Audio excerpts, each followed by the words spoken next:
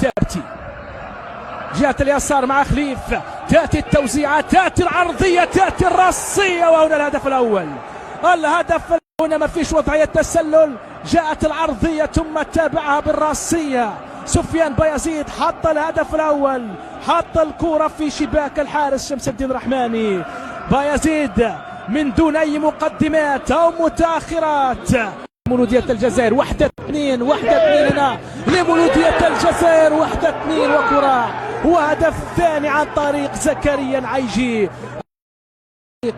زكريا العيجي من إضافة الثاني. هنا كيبري في انطلاقة 1-2 من هناك. هنا الدفاع زكريا العيجي بيمناه يحط كرة في شباك الحارس شمس الدين رحماني، موقعنا الثاني، مضيفنا الثاني.